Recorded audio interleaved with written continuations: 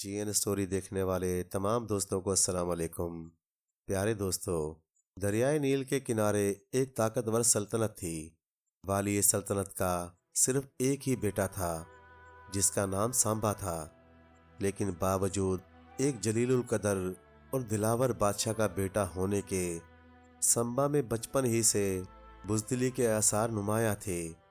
شاہی خاندان کے لڑکے کہتے تھے، کس قدر تعجب انگیز بات ہے کہ ہمارا شہزادہ جس کی رگوں میں شاہی خون دوڑ رہا ہے اس قدر بزدل ہو۔ ہاتھی کی چنگھاڑ سن کر اس کا خون خشک ہو جاتا تھا اور شیر کا نام سن کر اس کا رنگ زرد ہو جاتا تھا اور وہ کانپنے لگتا تھا۔ بھائی، ابھی وہ بہت کم عمر ہے، امید ہے کہ جوان ہو کر اس کا وہ خوف جاتا رہے۔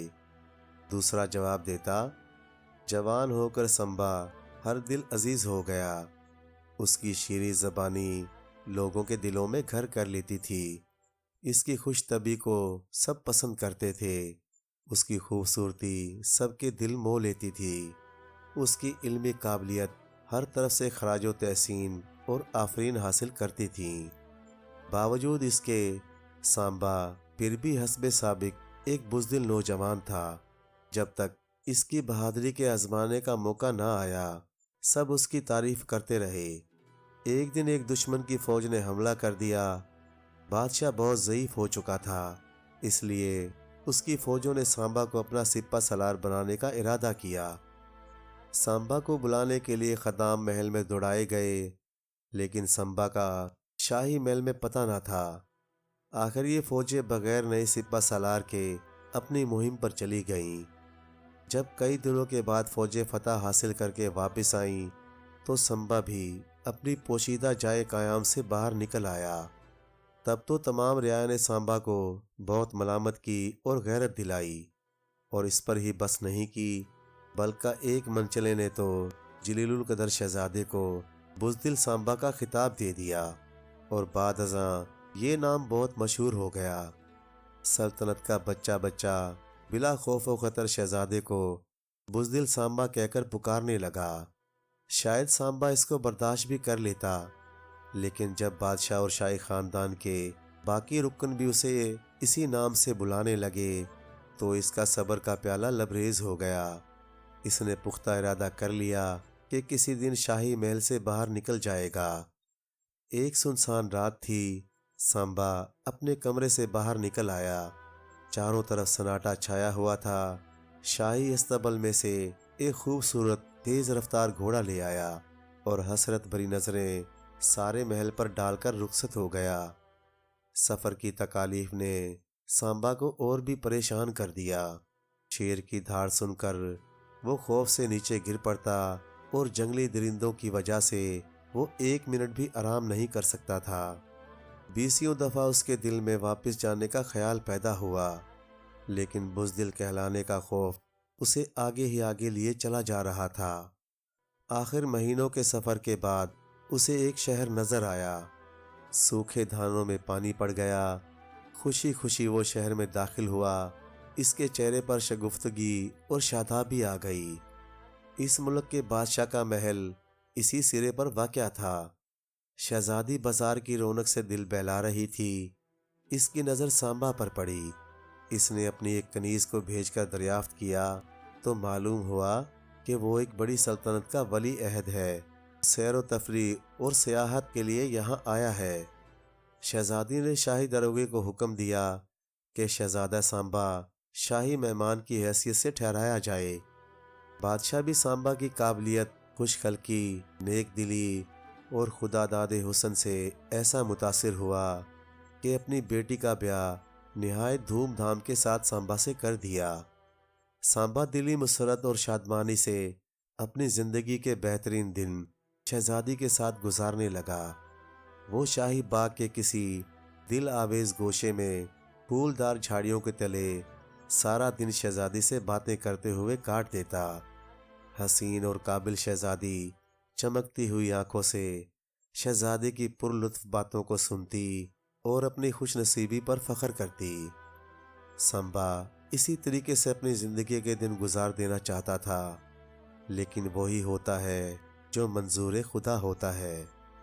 مراکشی ڈاکوؤں نے حملہ کر دیا اور ہزاروں کا مال لوٹ کر لے گئے۔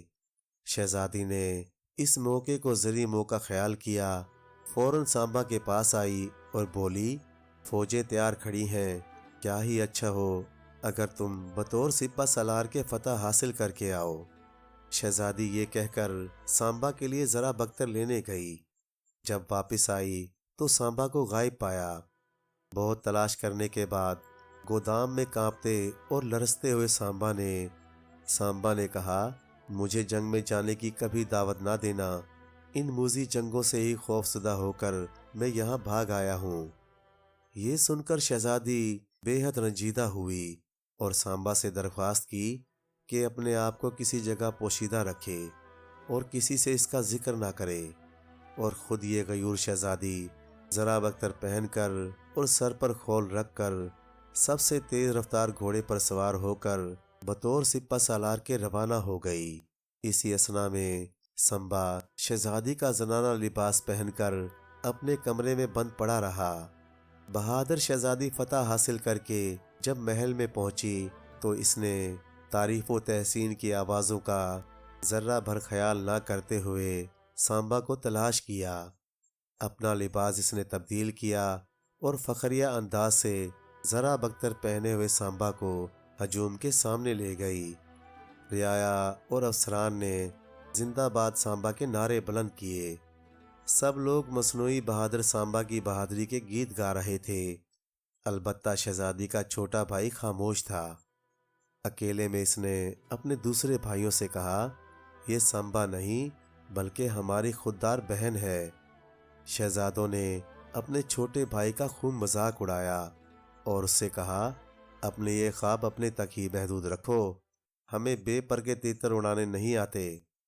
لیکن چھوٹے شہزادے نے دل میں ٹھان لیا کہ دوسری دفعہ کوئی خفیہ نشان وہ ضرور لگا دے گا۔ چنانچہ ایسا ہی ہوا۔ چند دنوں کے بعد پھر جنگ کرنے کی نوبت آ گئی۔ چھوٹے شہزادے نے ایک ہلکا سا زخم شہزادی کے بازو پر لگا دیا۔ شہزادی حسب سابقہ فوراً سامبا کے پاس پہنچی۔ جب تبدیل لباس کر چکی تو اپنے زخم کو خوب اچھی طرح سے باندھ کر کہنے لگی، تم بھی اپنے بازو پر ایک زخم لگا لو۔ سامبا کانپنے لگا اور چلا کر بولا، کیا کہہ رہی ہو؟ کیا میں زخم کی تکلیف اٹھاؤں؟ مستقل مزاج شہزادی نے زیادہ سننے کے لیے توقف نہ کیا، بلکہ سامبا کے بازو پر ایک ہلکا سا زخم لگا ہی دیا۔ سامبا زخم کی تکلیف سے نڈھال ہو کر بستر پر گر پڑا۔ شہزادی فوراً شاہی طبیب کو بلوانے چلی گئی۔ چند گھنٹوں میں اندر باہر یہ خبر مشہور ہو گئی کہ سامبا کو دوران جنگ میں کاری زخم لگا ہے۔ علاج بہت غور و خوض سے ہونے لگا اور چند دنوں میں سامبا بالکل تندرست ہو گیا۔ لیکن شہزادی کا زخم دن بدن خراب ہی ہوتا گیا کیونکہ وہ کھلے طور پر علاج نہ کر سکتی تھی۔ چند دنوں کے بعد ایک دفعہ پھر جنگ شروع ہو گئی۔ شہزادی سامبا کے پاس آئی اور کہنے لگی، میرا زخم بہت تکلیف دے رہا ہے، مناسب یہی معلوم ہوتا ہے کہ اس دفعہ تم جنگ میں شرکت کرو۔ کیا میں جنگ میں جاؤں؟ مجھ سے تو یہ برداشت نہیں ہو سکتا۔ تمہارے 3 بھائی ہیں، کیا وہ فوج کی کمان نہیں کر سکتے؟ میرے بھائی ابھی کم سن ہیں اور سپہ سالاری کے قابل نہیں۔ اگر تم نہیں جاتے تو خیر ہے، میرا گھوڑا آراستہ کر کے شہر سے باہر بڑے شاہ بلوت کے سائے میں لے جاؤ، میں بھی وہاں آ جاؤں گی اور پھر تمہاری مدد سے گھوڑے پر سوار ہو جاؤں گی۔ شہزادی نے جواب دیا، مجھ میں اتنی طاقت نہیں کہ خود گھوڑے پر سوار ہو سکوں۔ سامبا اپنی لائق بیوی کے لیے ہمیشہ تیار رہا کرتا تھا۔ نہایت خوشی سے گھوڑا آراستہ کر کے جائے مقررہ پر لے گیا۔ شہزادی وہاں پہلے سے ہی ایک جھاڑی میں چھپی ہوئی کھڑی تھی۔ جیسے ہی اس نے سامبا کو گھوڑے پر آتے دیکھا، گھوڑے کے اچانک ایک زور کا چابک رسید کیا۔ گھوڑا ہوا ہو گیا۔ جب بڑی سڑک پر دوڑتا ہوا گزرا تو تمام فوج زندہ باد سامبا کے نعرے لگاتی ہوئی اس کے پیچھے روانہ ہو گئی۔ تب تو سامبا کی تمام بزدلی رفو چکر ہو گئی اور وہ اپنے آپ میں ایک قسم کی بہادری محسوس کرنے لگا۔ وہ جانتا تھا کہ اس وقت ڈرنا گھبرانا، موت کے منہ میں جانا اور ان لوگوں کی نظروں میں ذلیل ہونا ہے جو اسے اب تک بے حد بہادر سمجھتے ہیں۔ غرض اس کامیابی کا سہرا در حقیقت سامبا کے سر تھا۔ کامیابی بھی بہت شاندار تھی۔ انہوں نے دشمن کی فوج کو شکست دے دی تھی۔ جب فاتح سامبا اپنی فوج کے ساتھ شہر میں آیا تو شہزادی نے فخریہ انداز سے سامبا کو مبارکباد دی اور خوشی کے آنسو اس کی آنکھوں میں جھلکنے لگے۔ اس کے بعد بوڑھے بادشاہ نے سامبا کو گلے لگایا اور اس کی بہادری کی داد دی۔ اس وقت سامبا حقیقت کو نہ چھپا سکا اور سارا قصہ بیان کر دیا۔ چھوٹا شہزادہ یہ سن کر بہت خوش ہوا کیونکہ اس کے دل کا شک درست نکلا، مگر اب چھوٹے شہزادے کا بہنوئی بہادر ہو گیا تھا۔ یہ پرانے وقتوں کی بات ہے۔ جاپان میں کسی جگہ گاؤں میں ایک کسان رہتا تھا۔ اس کسان کا ایک ہی بیٹا تھا جس کا نام سوبارو تھا۔ بیچارہ کسان اور اس کی بیوی اس امید پر بیٹھے ہوئے تھے کہ ان کا بیٹا جلد بڑا ہو اور کام کاج میں ان کا ہاتھ بٹائے، مگر سوبارو انتہائی بیوقوف تھا۔ اس سے جو بھی کام کرنے کو کہا جاتا اسے الٹا کرتا تھا اور ہر وقت کوئی نہ کوئی بیوقوفی کی ایسی بات کرتا تھا جس سے نہ صرف گھر والے بلکہ ہر شخص اسے بیوقوف سمجھنے لگا تھا۔ آہستہ آہستہ اس کا نتیجہ یہ ہوا کہ پورے گاؤں میں لوگ اسے بیوقوف سوبارو کے نام سے پکارنے لگے۔ سوبارو کے ذہن کی یہ حالت تھی کہ وہ ایک وقت میں ایک ہی بات یا کام یاد رکھ سکتا تھا، اور جب وہ اس کام کو کرنے کی کوشش کرتا تو حد درجہ بیوقوفی کا ثبوت دیتا۔ اس کے ماں باپ بیچارے دونوں اس کے بارے میں بہت پریشان تھے، لیکن اس کے ساتھ ہی ساتھ وہ یہ سوچ کر پر امید بھی تھے کہ ان کا بیٹا بڑا ہو کر یقیناً اپنی حماقتیں چھوڑ دے گا۔ اس خیال سے وہ ہر وقت اسے سمجھاتے بجھاتے رہتے اور ہر طرح سے اس کا خیال رکھتے۔ ایک روز کا ذکر ہے، اس کے باپ نے اسے بڑے پیار سے اپنے پاس بلایا اور کہا، بیٹا سوبارو، آج تم کھیت میں جاؤ اور کام کرو۔ ہاں، میں ابھی جاتا ہوں، بتائیے مجھے وہاں کیا کام کرنا ہے؟ سوبارو جلدی سے بول پڑا۔ اس پر اس کا باپ کہنے لگا، کھیت میں آلو کی فصل تیار ہو چکی ہے، تم جا کر کسی سے مٹی کھود کر آلو باہر نکالو۔ اس کے ساتھ ہی باپ نے اسے تاکید کرتے ہوئے کہا، دیکھنا جب تم آلو زمین سے نکال لو تو انہیں کھلی جگہ پر احتیاط سے پھیلا دینا تاکہ وہ خشک ہو جائیں۔ میں سمجھ گیا ہوں، فکر نہ کریں، جیسا آپ نے کہا ہے میں ویسا ہی کروں گا۔ سوبارو نے کسی اپنے کندھے پر رکھی اور کھیت کی طرف چل دیا۔ کھیت میں جا کر اس نے زمین کھود کر آلو نکالنا شروع کر دیے۔ ابھی اس نے چند ہی آلو نکالے تھے کہ اچانک اس کی کسی زمین میں کسی سخت چیز سے ٹکرائی۔ اس نے اس جگہ اور گہری کھدائی کی تو وہاں ایک بڑا سا پرانا برتن نظر آیا جسے اس نے باہر نکال لیا۔ جب اس نے جھک کر برتن میں جھانکا تو وہ سونے کے سکوں سے بھرا ہوا تھا۔ یہ ایک قیمتی خزانہ تھا جو گئے وقتوں میں کسی نے یہاں دبا دیا تھا۔ باپ نے کہا تھا کہ پہلے کھدائی کر کے چیزیں زمین سے باہر نکالنا اور پھر انہیں کھلی جگہ پر پھیلا دینا تاکہ وہ دھوپ میں خشک ہو جائیں۔ سوبارو نے سوچا اور اس کے بعد اس نے بڑی احتیاط سے سونے کے ان سکوں کو کھلی جگہ پر ادھر ادھر پھیلانا شروع کر دیا۔ اس طرح جب وہ تمام سکے پھیلا چکا تو اپنی کسی لیے واپس گھر آ گیا۔ گھر آ کر وہ بڑے فخر سے اپنے باپ سے کہنے لگا، ابا جان، میں نے آپ کے کہے پر عمل کیا ہے، شاباش میرے بیٹے۔ اس کے باپ نے خوش ہوتے ہوئے پوچھا، اچھا بتاؤ تم نے کیا کیا؟ جواب میں سوبارو نے بتایا، مجھے کھدائی کرتے وقت ایک بڑا سا برتن ملا تھا جو سونے کے سکوں سے بھرا ہوا تھا۔ میں نے برتن نکال کر اس میں بھرے ہوئے تمام سکے سوکھنے کے لیے وہاں پھیلا دیے ہیں۔ جو ہی اس کی ماں اور باپ نے یہ بات سنی وہ سر پیٹ کر رہ گئے اور دونوں بھاگے بھاگے کھیت میں گئے تاکہ سونے کے سکے لا سکیں، مگر اتنے میں وہاں سے کوئی تمام سکے سمیٹ کر جا چکا تھا وہاں صرف ایک پرانا برتن پڑا تھا جسے وہ ساتھ لے آئے اور بیٹھ کر افسوس کرنے لگے۔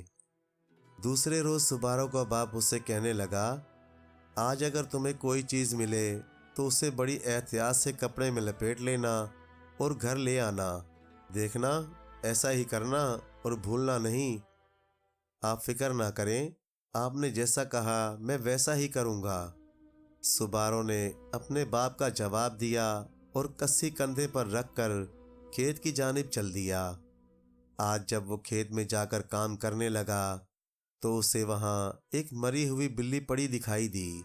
باپ نے کہا تھا، جو چیز بھی ملے اسے بڑی احتیاط سے کپڑے میں لپیٹ کر گھر لے آنا۔ سبارو نے دل میں کہا اور بڑی احتیاط سے مردہ بلی کو کپڑے میں لپیٹ کر گھر لے آیا، اور گھر آ کر وہ خوشی سے اپنے باپ سے کہنے لگا، دیکھیے، میں آپ کی ہدایت کے مطابق آج ملنے والی چیز کپڑے میں لپیٹ کر لایا ہوں۔ ادھر جو ہی ماں باپ نے ایک بدبودار بلی دیکھی تو وہ دونوں بیچارے خون کے گھونٹ پی کر رہ گئے۔ اگلے روز جب سبارو پھر کھیت میں جانے لگا تو اس کے باپ نے اسے سمجھاتے ہوئے کہا، اگر آج تمہیں کل کی طرح کوئی چیز ملے تو اسے گھر لانے کے بجائے دریا میں پھینک دینا۔ آپ فکر نہ کریں، میں ایسا ہی کروں گا۔ یہ کہہ کر سبارو کسی کندھے پر رکھ کر کھیت میں چلا گیا۔ جب وہ کھدائی کر رہا تھا تو اسے زمین میں دبا ہوا ایک درخت کا تنا ملا۔ اس نے بڑی مشکل سے زمین سے نکالا اور سوچا، باپ نے کہا تھا کہ آج کوئی چیز ملے تو اسے دریا میں بہا دینا۔ چنانچہ وہ تنے کو گھسیٹتا دھکیلتا ہوا دریا پر لے گیا اور اسے پانی میں بہا دیا۔ اتفاق سے اس وقت وہاں سے ان کا ایک پڑوسی گزر رہا تھا۔ اس نے دیکھا تو کہنے لگا، اس طرح کام کی چیز کو دریا میں نہیں بہانا چاہیے تھا، تمہیں یہ چاہیے تھا کہ اس کے چھوٹے چھوٹے ٹکڑے کر کے اسے گھر لے جاتے۔ ٹھیک ہے، میں سمجھ گیا، سبارو نے کہا اور گھر کی طرف چل دیا۔ راستے میں اسے چینی مٹی کی بنی ہوئی چائے دانی اور چائے کا پیالہ ملا تو وہ سوچنے لگا، کام کی چیز کو ٹکڑے ٹکڑے کر کے گھر لے جانا چاہیے۔ یہ سوچتے ہی اس نے چائے دانی اور پیالے کے چھوٹے چھوٹے ٹکڑے کر کے کپڑے میں باندھ لیے اور گھر لے آیا۔ ماں، دیکھو میں کیا چیز لایا ہوں۔ ادھر جو ہی اس کی ماں نے دیکھا وہ سر پیٹ کر بولی، او میرے خدایا، یہ چائے دانی اور پیالہ تو وہ ہے تمہارا باپ دوپہر کو اپنے ساتھ لے گیا تھا، تم نے دونوں توڑ دیے۔ اس سے اگلے دن سبارو کا باپ اس سے کہنے لگا، آج تم گھر میں رہ کر گھر کی حفاظت کرو اور ہم دونوں کھیت میں کام کرنے جاتے ہیں۔ اتنا کہہ کر اس کا باپ اور ماں کھیت میں چلے گئے اور سبارو گھر میں اکیلا بیٹھا سوچ رہا تھا، میری سمجھ میں یہ بات نہیں آتی کہ جو کچھ لوگ مجھ سے کہتے ہیں میں وہی کچھ کرتا ہوں، لیکن پھر بھی سب لوگ مجھے بیوقوف کہتے ہیں۔ پیارے دوستو، کہانی اچھی لگے تو لائک کریں، چینل کو سبسکرائب کر دیں اور مزید اسی طرح کی قصے کہانیاں دیکھنے کے لیے دیکھتے رہیں جی این اسٹوری ٹی وی۔ شکریہ۔